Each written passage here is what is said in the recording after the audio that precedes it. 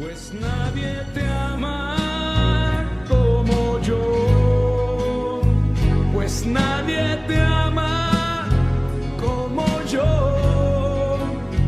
Mira la cruz, esa es mi más grande prueba.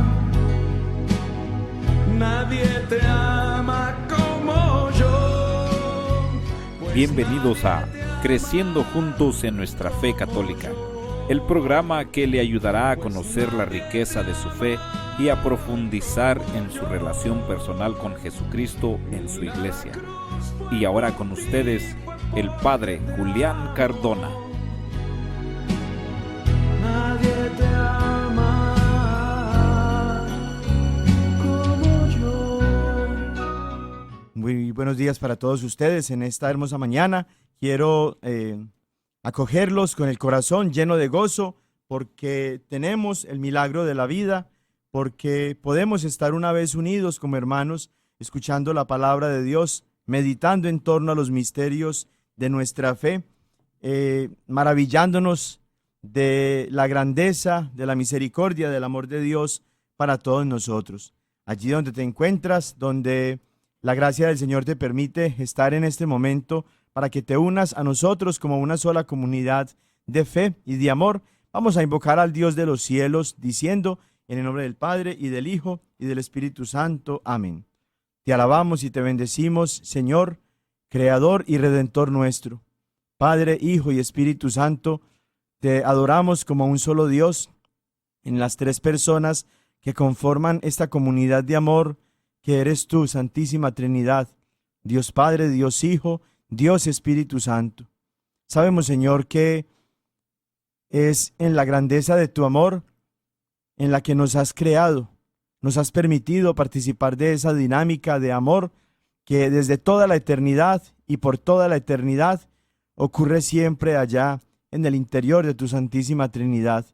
Te damos gracias, Señor, porque nos has llamado a la vida como imagen y semejanza tuya.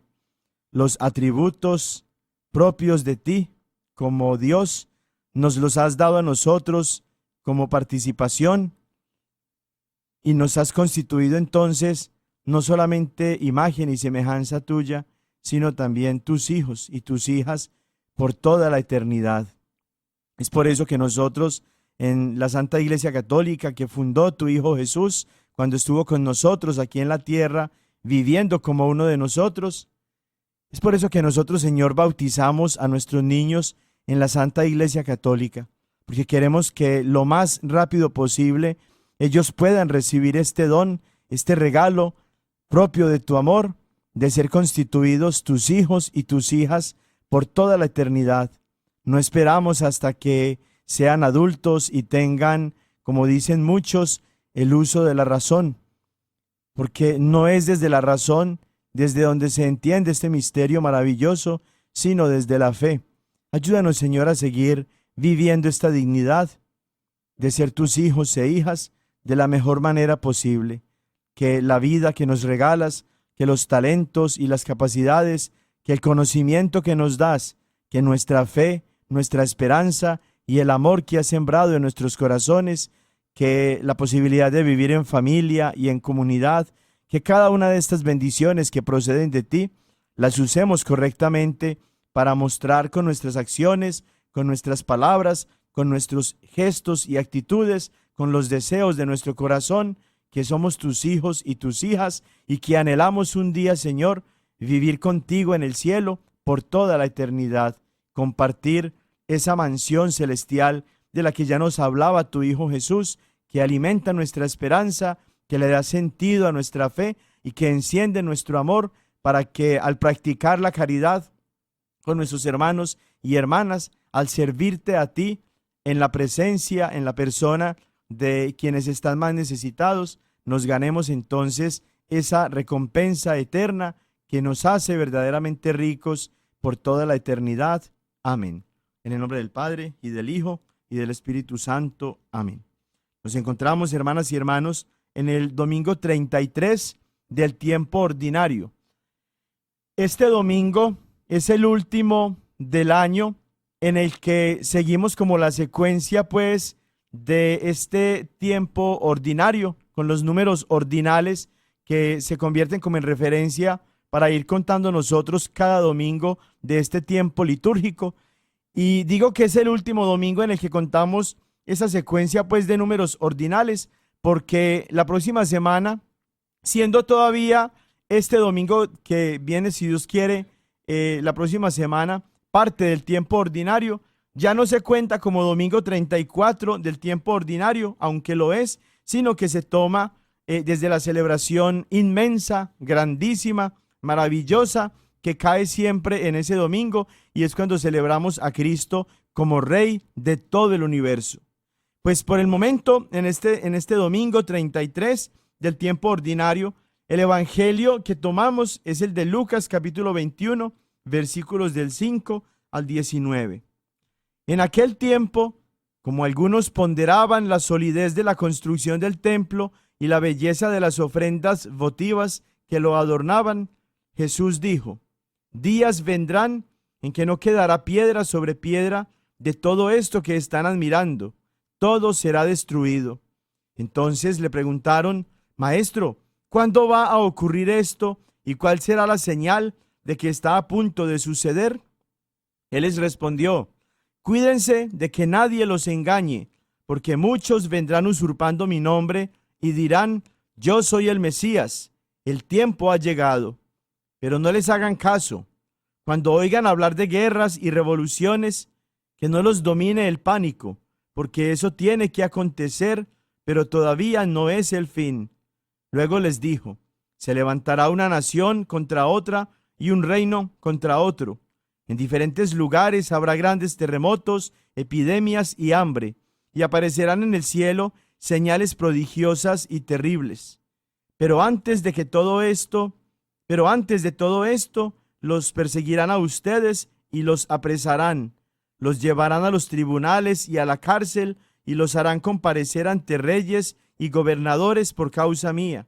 Con esto darán testimonio de mí. Grábense bien que no tienen que preparar de antemano su defensa, porque yo les daré palabras sabias a las que no podrá resistir ni contradecir ningún adversario de ustedes. Los traicionarán hasta sus propios padres, hermanos, parientes y amigos. Matarán a algunos de ustedes y todos los odiarán por causa mía. Sin embargo, no caerá ningún cabello de la cabeza de ustedes. Si se mantienen firmes, conseguirán la vida. Palabra del Señor.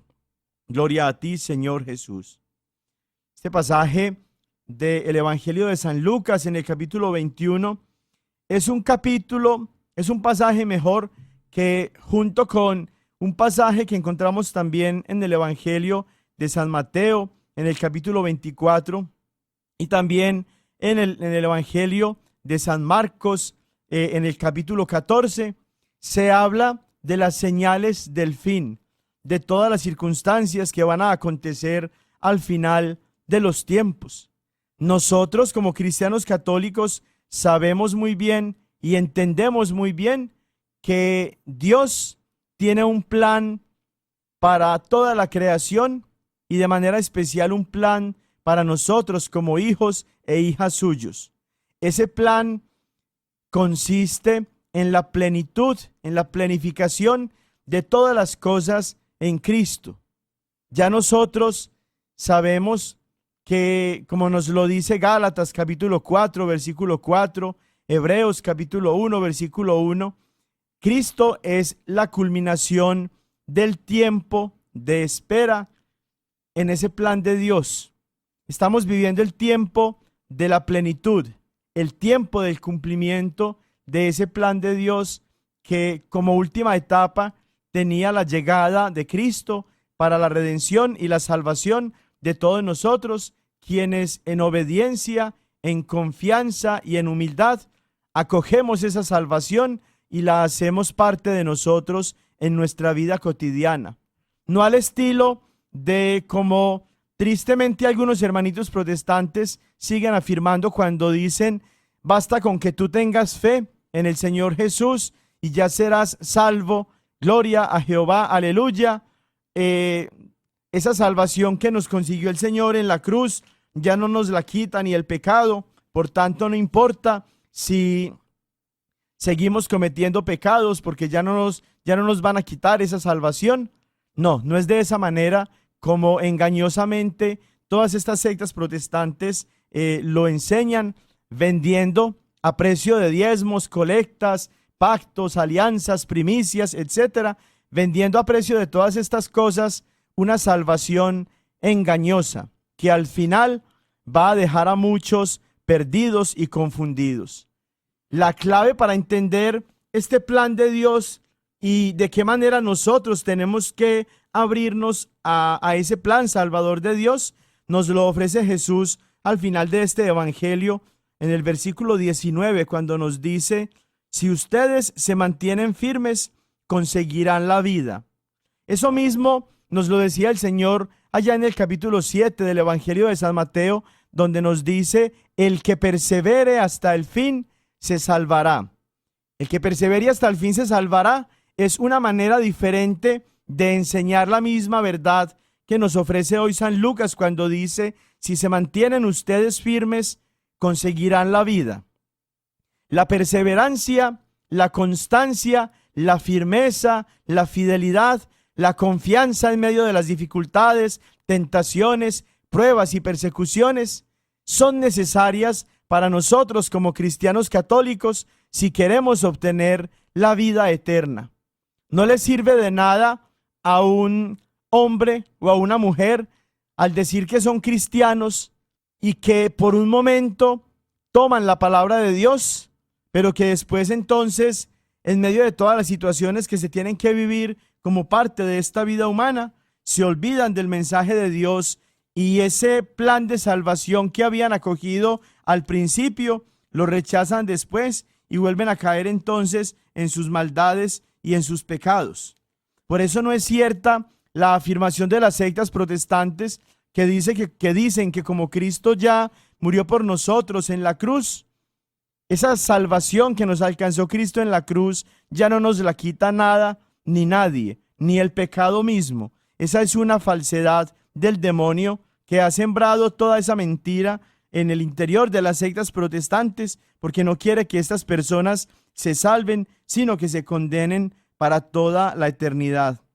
No sin razón está Jesús exponiendo allá en el Evangelio de San Marcos la actitud de quienes recibimos la palabra de Dios, algunos de los cuales nos dedicamos a perseverar en el mensaje salvador de Dios, y otros por el contrario lo hacen solo momentáneamente y no perseveran en este camino de la fe y de la salvación y terminan entonces sin dar fruto.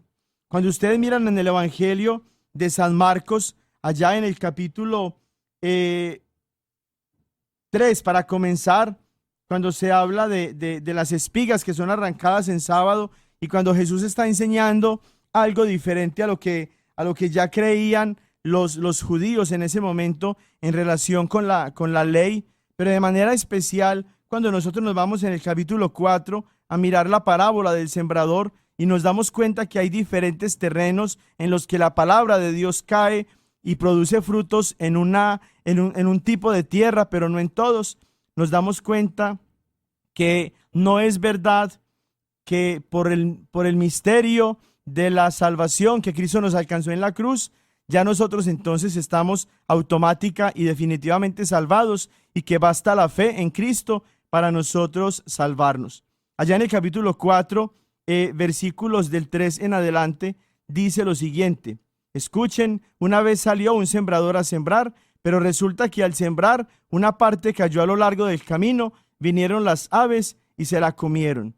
Y en relación con este terreno, Jesús está diciendo en el versículo 15 de ese mismo capítulo 4, como explicación de este tipo de terreno, que ellos son los que oyen la palabra de Dios, pero al momento viene Satanás y se lleva la palabra sembrada en ellos. Es decir, sí llegó a ellos la palabra de Dios, pero Satanás les robó la palabra, y por más que ya la habían acogido, no perseveraron en ella y terminaron entonces vacíos, sin dar fruto. A continuación dice Jesús en el siguiente tipo de terreno, que son aquellos que son como el terreno que tiene abrojos y que no tiene suficiente raíz, suficiente tierra. Por tanto, cuando brotó la palabra de Dios en ellos, salió el sol y esta semilla que estaba ya brotando se agostó por no tener raíz. Y la explicación que da Jesús de este tipo de terreno es que estas personas son aquellos que reciben la palabra de Dios y la aceptan con alegría, pero como no tienen raíz en sí mismos, por ser inconstantes, ojo a esto, por ser inconstantes, es decir, por no tener constancia o perseverancia, sucumben enseguida en cuanto se presenta una tribulación o persecución por causa de la palabra. Y entonces son aquellos que por esa razón entonces no pueden dar fruto. Por eso Jesús nos está diciendo hoy una advertencia. No se dejen engañar cuando aparezcan falsos pastores, falsos mesías, llenándolos de miedo, de pánico, de terror, al decir que ya viene el Hijo del Hombre, que ya se acerca el final, y cuando se valen y se aprovechan de ese temor y de ese pánico que siembran para beneficios materiales y económicos, porque simplemente le roban sus propiedades, sus terrenos, sus casas, su dinero a las personas, con un mensaje engañoso y manipulador en el que afirman, inclusive con fechas exactas, cuándo va a ser la llegada de Jesús o cuándo va a ser el fin del mundo, y convirtiendo entonces el mensaje de Dios en un negocio para ellos. ¿Cuántas sectas protestantes, cuántos pastores a lo largo de estos 502 años de protestantismo que llevamos en el mundo no han hecho esto de lo cual nos está advirtiendo Jesús? Muchísimos. Para no ir muy lejos, muchos adventistas y muchos testigos de Jehová y muchos bautistas también han caído en este gran pecado de poner fechas para la llegada de Cristo o para el final del mundo y no se han cumplido. Por eso Jesús nos está diciendo: no se dejen engañar, perseveren en la fe, manténganse firmes, que las enseñanzas, que la fe que ustedes aprendieron les dure en su corazón con perseverancia, con constancia, para que puedan ganarse la vida eterna. No todo el que me diga Señor, Señor, se salvará. Nos dice Jesús también allá en el capítulo 7 del Evangelio de San Mateo. Solamente los que perseveren hasta el fin se salvarán. Este mensaje de Jesús para nosotros, que es una advertencia, a la vez también que una invitación para que nos mantengamos firmes en la fe, nos sirva para escuchar las enseñanzas solamente de aquellos pastores que han sido señalados, asignados por Dios mismo, que es el buen pastor, a su comunidad, a su grey, a su rebaño, que somos todos nosotros como Santa Iglesia Católica. Y estos pastores no son los que se autoproclaman como tal y que se dan después el título de apóstol, de evangelista, de superintendente, de profeta, de maestro, sino que son aquellos que desde el mismo contenido de los santos evangelios y de los otros libros del Nuevo Testamento aparecen ya señalados por Dios como los pastores legítimos de su pueblo: el Papa, los cardenales, los obispos, los sacerdotes, los diáconos. Que nosotros todos entonces, obedeciendo a estos pastores señalados, elegidos por el buen pastor, perseveremos en la fe y no nos dejemos engañar, para que como pueblo de Dios, al perseverar, al mantenernos constantes y dar frutos de vida eterna, nos ganemos la vida en el cielo, que es la recompensa para los verdaderos discípulos y para los fieles servidores del Señor. Amén. Tengo sed de ti, tengo sed de ti, mi alma está sedienta de ti, tengo ansia de ti. Cuando veré tu rostro, tengo sed de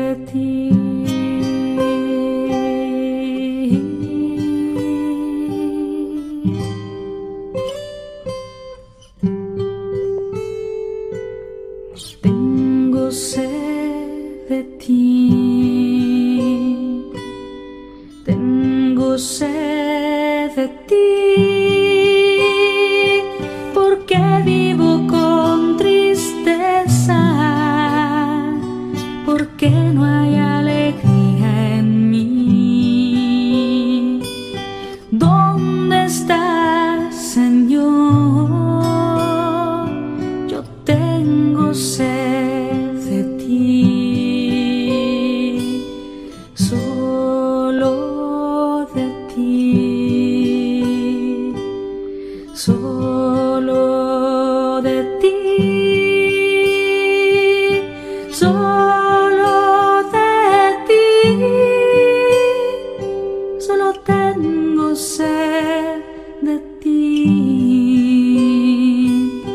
Todo el día me pregunta, ¿dónde está tu Dios?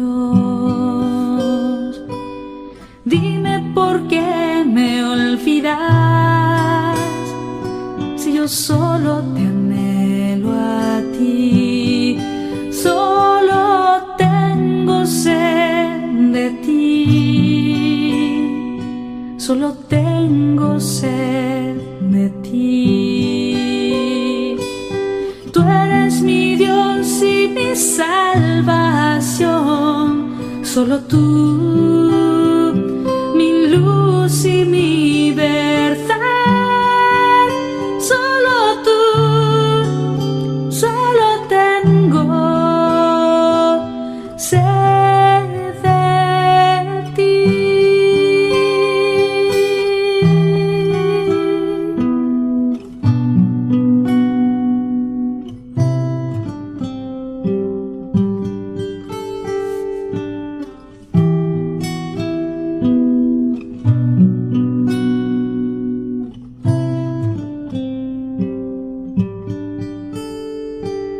Tengo sed de ti, solo tengo sed de ti.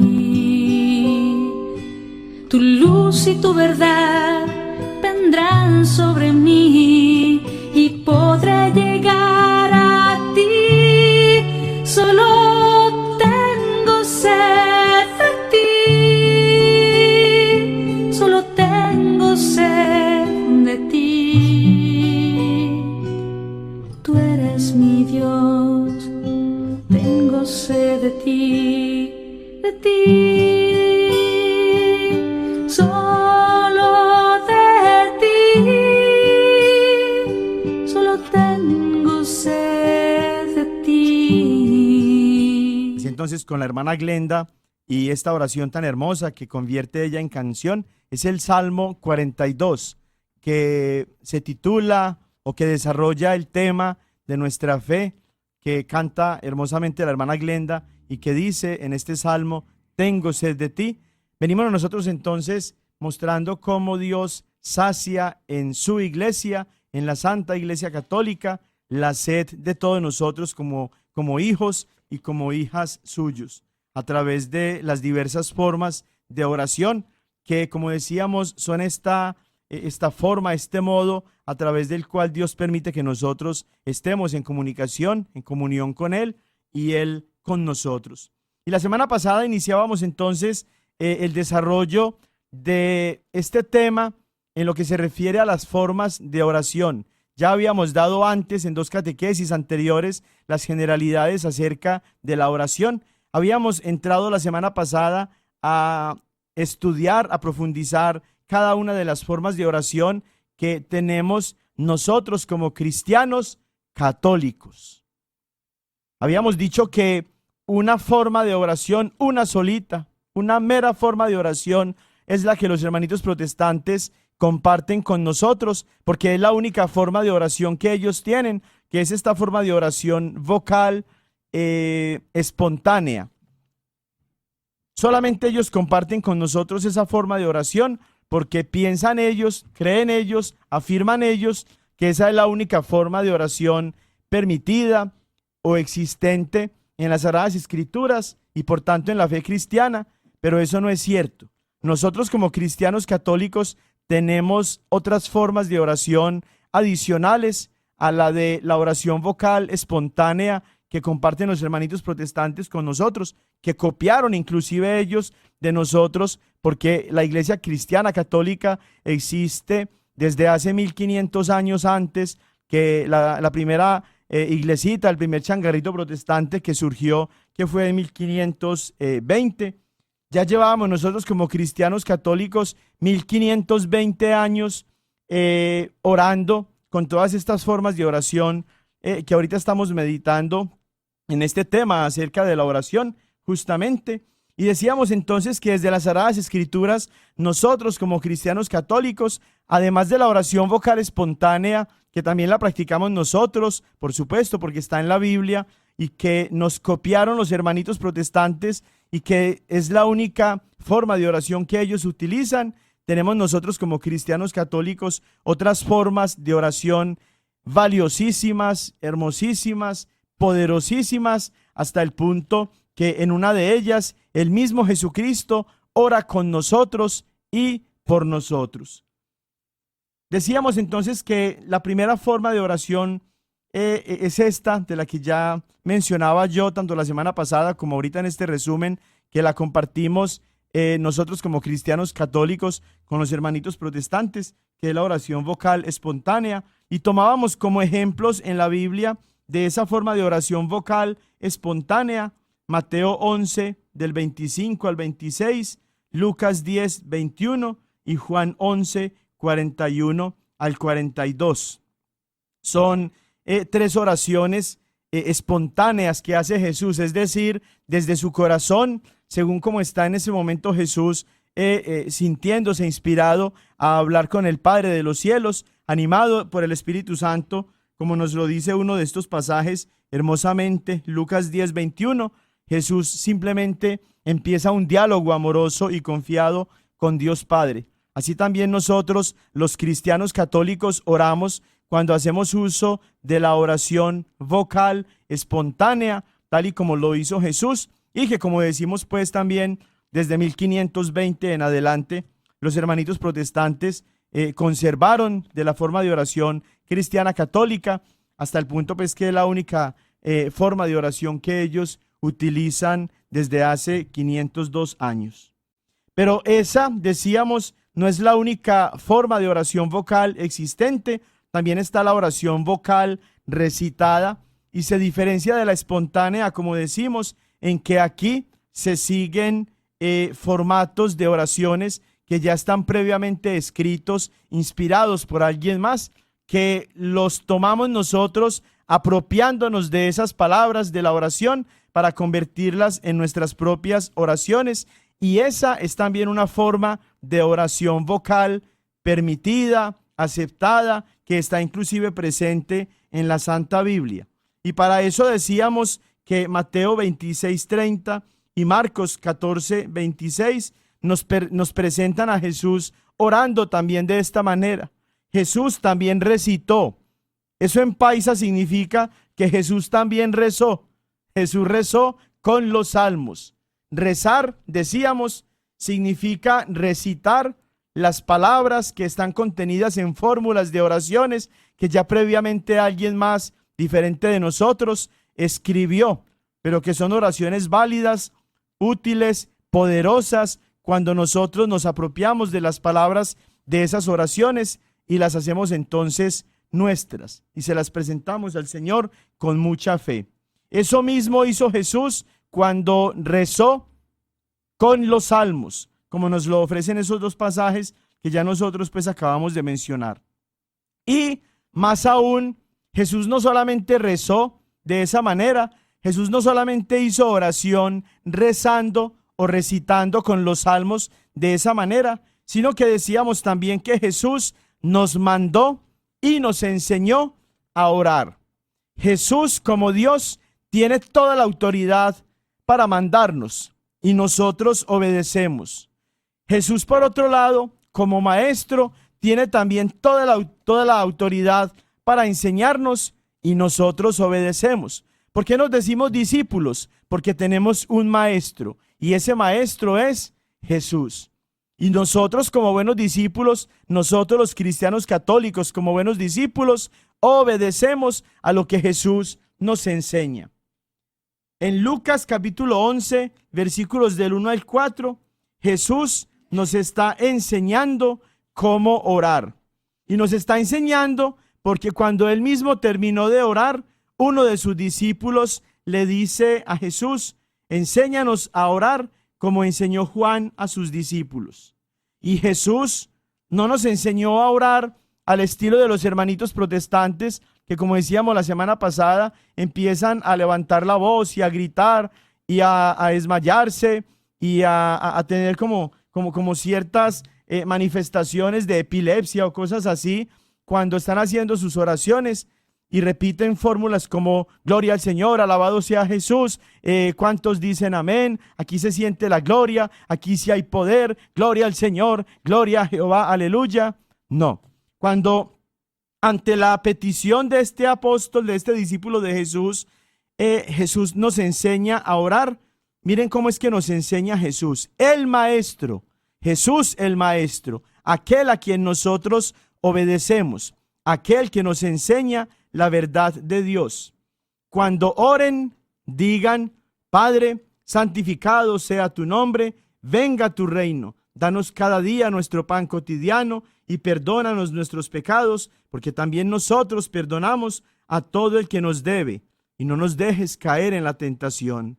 Lucas 11, 1 al 4 nos muestra la enseñanza de Jesús, indicándonos cómo debemos orar. Cuando oremos, podemos también rezar. Es lo que nos está diciendo Jesús. Pero los hermanitos protestantes nos critican a nosotros los católicos cuando hacemos oración de esa manera y piensan entonces que el rosario, el Santo Rosario que nosotros hacemos, en el que incorporamos no solamente el Padre Nuestro, que es la oración que Jesús nos enseñó, sino que incorporamos también pasajes de las Sagradas Escrituras en oraciones como el Ave María y el Gloria, así también como el Credo, la Salve, etcétera. Ellos nos critican cuando nos dicen: los católicos rezan, pero no oran. Mensos, se les olvida que Jesús, cuando le pidieron sus discípulos que los enseñara a orar, les enseñó a orar rezando. Sí, hermanito protestante, Jesús nos enseñó a los verdaderos cristianos a orar también rezando, no repitiendo como loros ahora sí todas las fórmulas repetitivas y a veces hasta sin sentido que hacen ustedes allá en aquello que llaman el culto. Ahí en Lucas 11, del 1 al 4, Jesús, como decimos, nos enseñó a orar. Él como maestro nos enseñó a orar y nosotros, como buenos discípulos, escuchamos y obedecemos. Pero en Mateo 6, del 9 al 13, la enseñanza de Jesús no se refiere solamente a una indicación, una instrucción acerca de la oración, sino que es un mandato de Jesús cuando dice Jesús allí en el versículo 9 y de ahí en adelante: ustedes pues oren así: Padre nuestro que estás en el cielo, santificado sea tu nombre, venga a nosotros tu reino, hágase tu voluntad en la tierra como en el cielo. Danos hoy nuestro pan de cada día, perdona nuestras ofensas, como también nosotros perdonamos a los que nos ofenden. No nos dejes caer en la tentación, mas líbranos del mal. Amén. ¿Qué está diciendo Jesús allí, hermanas y hermanos? Que rezar es también una forma de orar. Es un modelo de oración el que tenemos nosotros allí en el Padre Nuestro, que es la oración que el mismo Jesús compuso para nosotros, que somos sus discípulos, que somos sus hermanos en la fe, que somos hijos junto con Él y gracias a Él de nuestro Padre de los cielos. Y hay un hecho muy interesante antes de pasar a la otra forma de oración de nosotros como cristianos católicos que venimos practicando desde hace 2000 años, y es este hecho de que los protestantes en sus sectas, en sus grupitos, en sus changarritos, nunca oran el Padre Nuestro. Los protestantes no oran con el Padre Nuestro. Ellos no siguen la enseñanza y no siguen el mandato de Jesús de orar como Jesús nos enseñó y como Jesús nos mandó. Tan raro, ¿no? Y son cristianos, dicen pues ellos, ¿no? y son evangélicos, dicen ellos, pues, y siguen las enseñanzas de Jesús, afirman ellos, pues, y son que muy fieles a la Sagrada Escritura, pues, y no hacen nada, y no creen nada, y no dicen nada, y no enseñan nada, si no está en la Biblia, pues, pero no oran el Padre Nuestro, que sí está en la Biblia, como enseñanza de Jesús y como mandato de Jesús. Los protestantes, voy a revelarles el secreto de por qué los protestantes, una vez que se hacen protestantes, ya no oran con el Padre Nuestro. Cuando eran católicos, porque la mayoría de ellos eran antes católicos, pero esos católicos malos, que nosotros llamamos católicos de nombre, sí rezaban por ahí de vez en cuando el Padre Nuestro y el Ave María y el Credo, etcétera. Por ahí de vez en cuando nomás.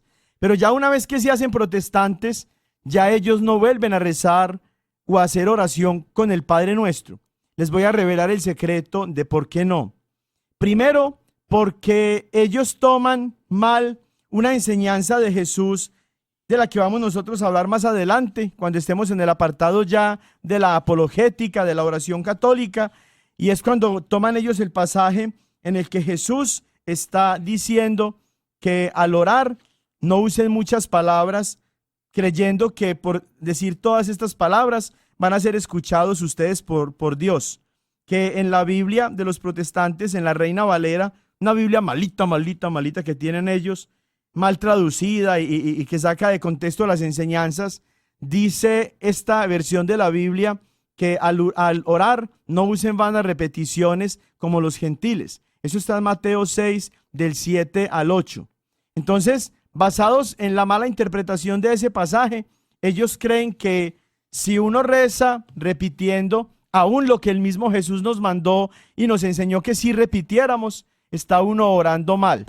Eso significa entonces, en primer lugar, que le creen más al pastor que al mismo Cristo, que es Dios y que es maestro. Y que le creen más al hombre que se autoproclama pastor allá en su changarrito, que a la misma Biblia que ellos cargan ahí debajo del brazo, en la axila, oliendo pues a axila, ¿no? No le creen a la Biblia, no le creen a Jesús, que es maestro y que es Dios, y sí le creen pues a ese autoproclamado pastor, y por eso no rezan ya el Padre Nuestro, porque no quieren repetir, porque piensan que aquello a lo que Jesús estaba dirigiendo, a lo que Jesús, estaba refiriéndose allá en ese pasaje, es a esto mismo que después el mismo Jesús nos mandó a hacer y nos enseñó que hiciéramos. Esa es la primera razón por la que los protestantes no rezan el Padre Nuestro, aun cuando está en la Biblia que Jesús nos mandó y que Jesús nos enseñó que sí tenemos que rezar, que sí tenemos que hacer oración, rezando, recitando de esa manera. La segunda razón por la que los hermanitos protestantes nunca rezan el Padre Nuestro, y ustedes le pueden preguntar a un protestante ahí de su trabajo o de su familia o del vecindario o de los que llegan ahí a tocarles la puerta, pregúntenles y se van a dar cuenta que no les estoy mintiendo. La otra razón por la que ellos no rezan entonces el Padre Nuestro, o por la que no oran recitando, es decir, rezando el Padre Nuestro, es porque el Padre Nuestro incluye ciertas peticiones que Jesús mismo nos mandó que nosotros las presentáramos a Dios, que los protestantes ya en sus changarritos piensan que ellos no necesitan. Es decir, los protestantes piensan que ya saben más que Jesús y que unas oraciones que Jesús incluyó en el Padre Nuestro, ellos ya como salvos, gloria a Jehová, aleluya, ya no necesitan pedir. Ya no necesitan dirigir a Dios. ¿Cuáles son esas peticiones? Las siguientes. Para comenzar, ningún protestante llama a Dios Padre. Lo llaman Jehová, ¿cierto? Y ya hemos dicho en las catequesis anteriores, inclusive desarrollamos 2 catequesis en torno a ese tema, que el nombre de Dios no es Jehová. Y la mejor prueba de eso está en esa palabrita que les gusta tanto a los protestantes, que es el aleluya. Aleluya en hebreo significa alabado sea Yahvé. Pero entonces ellos piensan que significa alabado sea Jehová. Si fuera así, no sería aleluya, alabado sea Yahvé. Si es como ellos creen que el nombre de Dios es Jehová, la palabra no debería ser aleluya, sino aleluje, alelú Jehová. Y no, en el hebreo es alelú Yahvé, alabado sea Yahvé. Pero ellos ni siquiera toman pues la enseñanza de Jesús, en la que nos manda, nos da el ejemplo, nos enseña a que en la oración elevemos nuestras súplicas a Dios llamándolo Padre. Ustedes nunca van a escuchar a un protestante, sobre todo a un pastor, refiriéndose a Dios como Padre. Qué curioso, ¿no? Y son cristianos, dicen, y le obedecen a Jesús, pero no oran como Jesús nos dijo. Entonces ellos, para comenzar, no rezan el Padre Nuestro porque no llaman a Dios Padre, sino Jehová. Primer error, ¿cierto? Nosotros los cristianos católicos sí lo llamamos como Jesús nos dice y lo llamamos Padre. Y no solamente en el Padre Nuestro, sino en todas las otras oraciones que nosotros podamos dirigirle al Padre de los cielos. A continuación viene entonces una petición en el Padre Nuestro, que es esta en la que Jesús nos dice: venga tu reino, venga a nosotros tu reino. Dicen ellos entonces: ya vino a nosotros el reino de Dios, ya somos salvos, gloria a Jehová, aleluya, ya somos salvos, ya para qué pedimos entonces que venga el reino de Dios si ya nosotros tenemos a Jehová porque lo aceptamos en el corazón. Ya no tenemos que pedir que venga el reino a nosotros, que venga el reino para los católicos que son más malos que la carne de cochino, ¿cierto?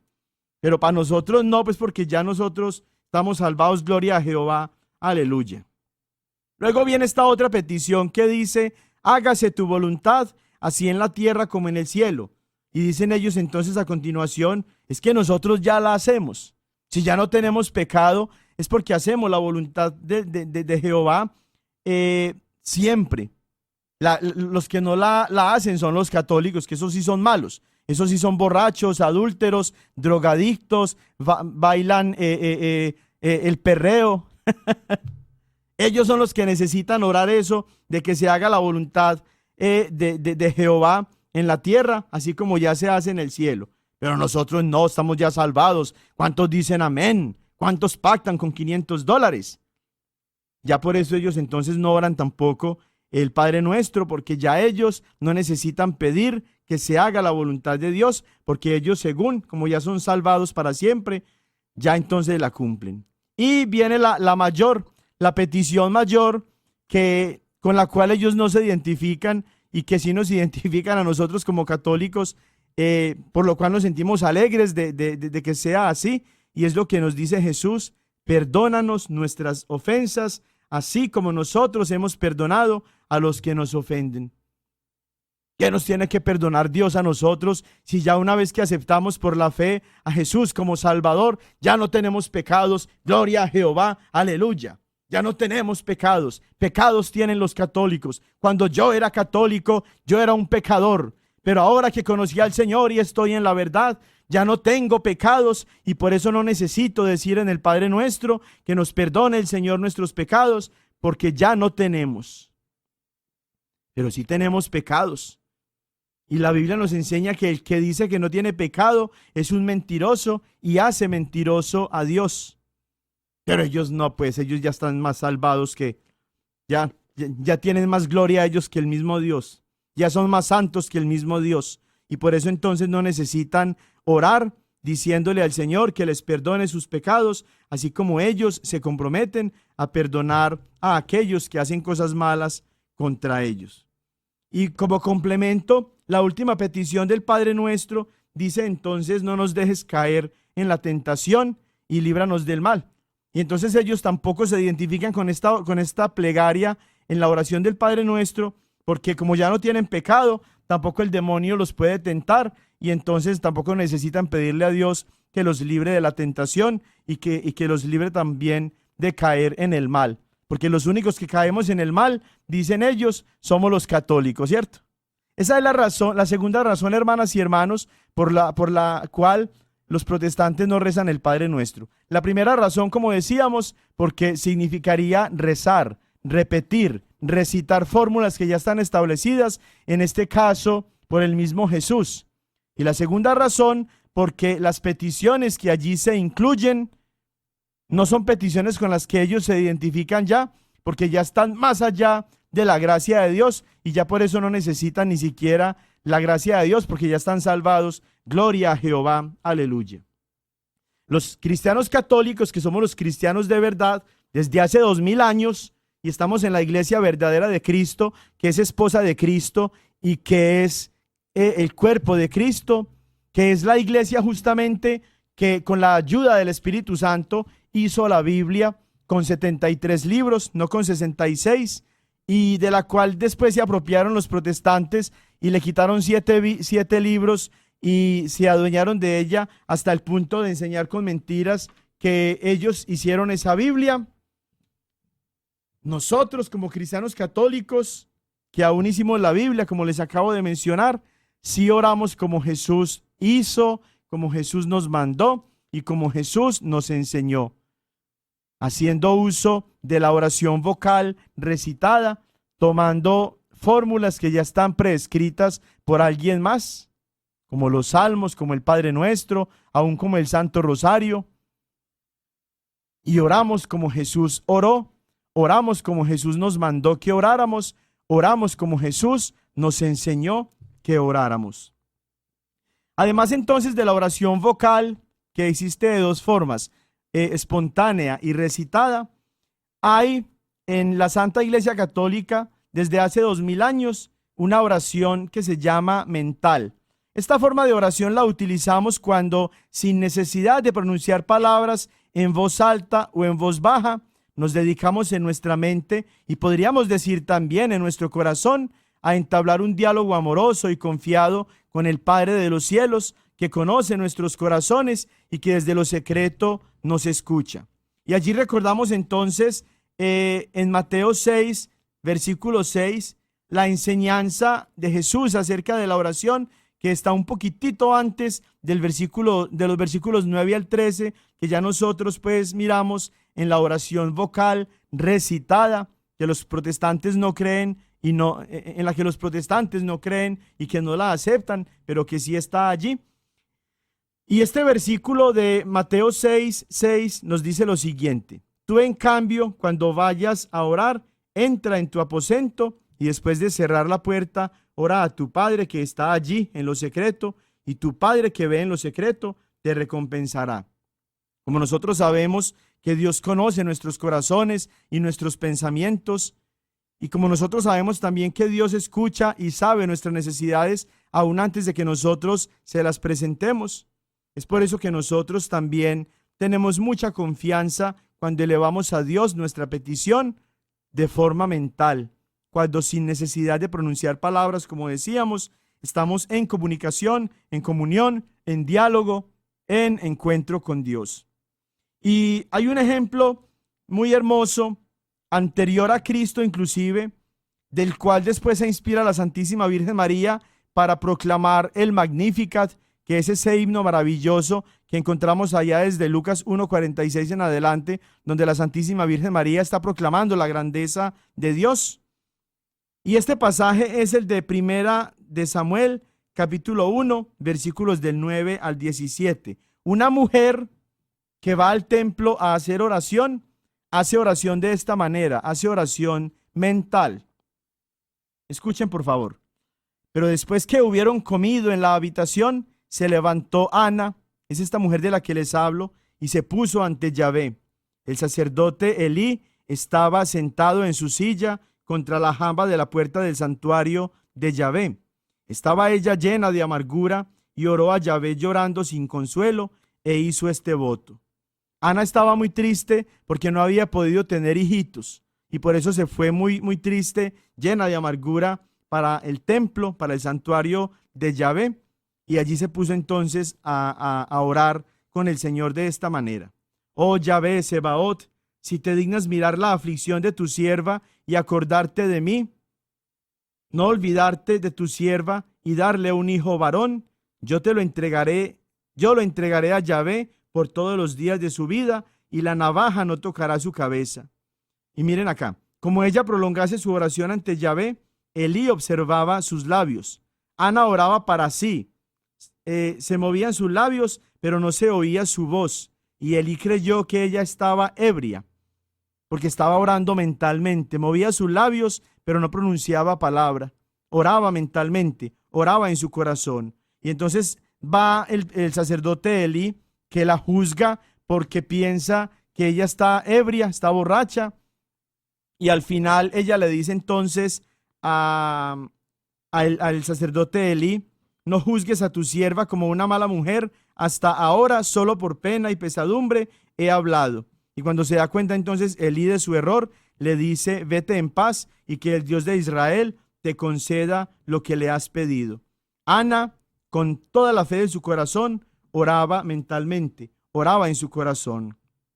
Encontramos también entonces otra forma de oración en las Sagradas Escrituras y por tanto también en la iglesia, porque acuérdense que la Biblia la hizo la Iglesia Católica, y es la oración meditativa. Esta oración meditativa es la que pone en acción el pensamiento, así como la oración mental, pero también la imaginación, la emoción y el deseo. Para esta oración puede uno ayudarse tomando un libro, especialmente la Biblia, por supuesto, ¿no? Pero también puede uno meditar al tomar imágenes, escritos de los padres de la iglesia y de los santos. Aun cuando uno medita en la creación, puede uno darse cuenta también que en la creación existen todas las herramientas para que uno entre en oración de glorificación, de alabanza, de adoración a Dios, que es el creador de todo el universo. En la misma vida cotidiana, las cosas que suceden en nuestra vida las podemos tomar como fuente de oración, meditando en todo lo que nos sucede, a ejemplo de una mujer que, así como Ana, era también maestra de oración y que le enseñó inclusive a orar al niño Jesús. ¡Qué cosa tan hermosa! Y esa mujer es la Virgen María. La Virgen María es maestra de oración. El niño Jesús aprendió a orar siguiendo el ejemplo de la Virgen María, y lo vamos a ver un poquito más adelante. Por lo pronto, dos pasajes de San Lucas en el capítulo 2 de su Evangelio nos permiten ver que María era maestra de oración y que oraba con esta forma de oración que se conoce como la oración meditativa. El primer versículo lo encontramos en el capítulo 2, versículo 19, que dice así: María, por su parte, guardaba todas estas cosas y las meditaba en su corazón.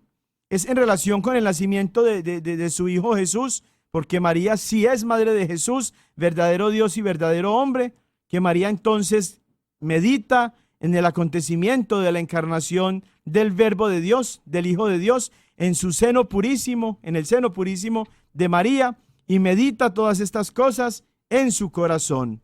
Y el segundo pasaje, allí mismo en el capítulo 2, ahora ya en el versículo 51, nos dice entonces que el niño Jesús bajó con ellos, con María y José, y vino a Nazaret, y vivía sujeto a ellos. Su madre conservaba cuidadosamente todas estas cosas en su corazón.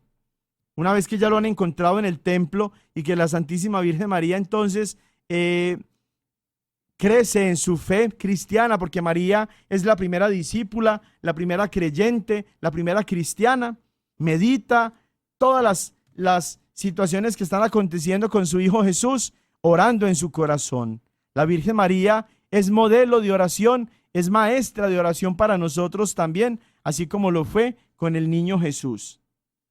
Hay una forma de oración que se conoce también como la oración contemplativa, que es una mirada de fe fijada en Jesús, un silencioso amor, una íntima relación de amistad en la que uno se entretiene con frecuencia a solas con el Dios por quien todos nos sentimos amados. Esta última frasecita tan hermosa la compuso Santa Teresa de Jesús. Y nosotros contemplamos entonces nuestra vida, contemplamos la historia de la salvación, contemplamos todos los milagros que Dios nos ha dado, contemplamos la creación, el universo entero, y de esa contemplación silenciosa y calmada, pausada en nuestro corazón, salen entonces formas de oración tan hermosas como el Salmo 8, que dice así: Señor, dueño nuestro, qué admirable es tu nombre en toda la tierra. Ensalzaste tu majestad sobre los cielos. Y luego dice del versículo 4 en adelante: cuando contemplo el cielo, acuérdense que es oración contemplativa, ¿no? Cuando contemplo el cielo, obra de tus manos, la luna y las estrellas que has creado, ¿qué es el hombre para que te acuerdes de él? El ser humano para darle poder. Lo hiciste poco inferior a los ángeles, lo coronaste de gloria y dignidad. ¿Sí se acuerdan que tuvimos un tema en el que los hermanitos protestantes decían que solo la gloria era para Dios? Falso. Aquí el versículo 5 del Salmo 8 nos dice que Dios a nosotros, los seres humanos, nos coronó también de gloria y de dignidad. Y ahí sigue entonces el Salmo 8 desarrollando esa oración de contemplación que en torno al misterio de la creación, el salmista entonces desarrolla. Otra forma de oración propia de nosotros como cristianos católicos, que la encontramos tanto en la Santa Biblia como en la tradición de los apóstoles, es la oración personal. Y hay diferentes pasajes entonces que nos sirven a nosotros de personas que en las Sagradas Escrituras hicieron oración personal. Primero vamos a tomar Lucas 18:13, que dice así. Es en la parábola de Jesús que nos está hablando de un fariseo que se parece mucho a los protestantes de este tiempo, y un publicano que se parece mucho a los católicos de este tiempo. En cambio, el publicano, manteniéndose a distancia, no se atrevía ni a alzar los ojos al cielo, sino que se golpeaba el pecho, diciendo, así como nosotros los católicos en misa, que también nos golpeamos el pecho: oh Dios, ten compasión de mí, que soy un pecador. Así oramos los católicos, reconociendo nuestros pecados, y no nos avergonzamos de que somos pecadores, porque dice Jesús que no vino a llamar a los justos, sino a los pecadores. A nosotros, a los católicos. Alégrense ustedes, católicos. No para que se queden en el pecado, no, sin vergüenzas, sino para que se dejen ayudar del Señor y salgan de ese pecado. Pero reconocer el pecado es ya estar en consonancia con la voluntad de Dios, que quiere que nos hagamos humildes y nos reconozcamos pecadores. Así también entonces en Mateo 26:39 encontramos a Jesús haciendo oración: Padre mío, si es posible, pase de mí esta copa, pero no se haga como yo quiero, sino como quieres tú. Mateo 26:39. Y unos versículos más adelante hay un dato muy interesante del que vamos a tomar ya nosotros a profundidad cuando estemos tratando el tema de la repetición en la oración. Y es que el versículo 44 de ese mismo capítulo 26 de San Mateo nos dice que no solamente los católicos oramos repitiendo, Jesús también. Jesús oró como católico. Mateo 26:44. Los dejó Jesús y se fue a orar por tercera vez, repitiendo las mismas palabras. Y no que no se podía repetir. Tú, pastor protestante, que enseñas esa barbaridad, esa mentira, no que no se podía repetir, pues Jesús también oró, repitiendo las mismas palabras. Jesús oró como católico, no como protestante. Y vamos a terminar con Lucas capítulo 1, versículos del 46 al 55, que es el pasaje que les decía que la Santísima Virgen María compone orando en persona, ella misma, ante Dios, maravillada porque el Señor la escogió a ella en medio de todas las mujeres que han existido durante toda la historia de la humanidad.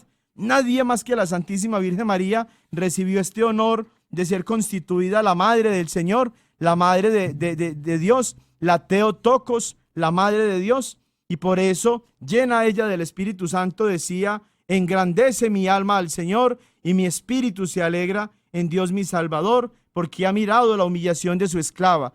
Desde ahora me felicitarán todas las generaciones, porque el Poderoso ha hecho obras grandes por mí.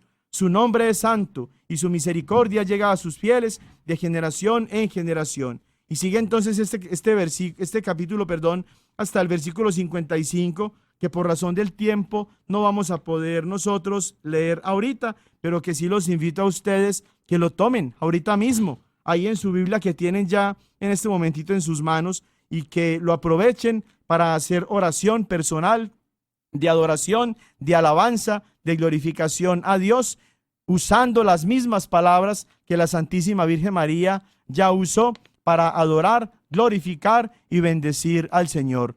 No me queda más entonces que agradecerles a ustedes por su amabilidad, que se toman el tiempo de escucharme domingo tras domingo. Quiero invitarlos a que ustedes mismos extiendan esta noticia a sus familiares, a sus amigos, de que tenemos este programa los domingos a las 10 de la mañana para que nos escuchen y que en torno a la palabra de Dios crezcan también todos ellos en su fe católica. Que la bendición de Dios Todopoderoso, Padre, Hijo y Espíritu Santo descienda sobre ustedes y los acompañe siempre. Feliz semana. Ven con nosotros al caminar, Santa María, ven. La diócesis de Knoxville y la parroquia de Santo Tomás Apóstol de Lenoir City les agradecemos por habernos acompañado en Creciendo Juntos en Nuestra Fe Católica, y los invitamos a que nos escuchen la próxima semana por esta misma estación y a la misma hora, para profundizar en lo que significa ser un católico conocedor de su fe. Hasta pronto y que Dios los bendiga.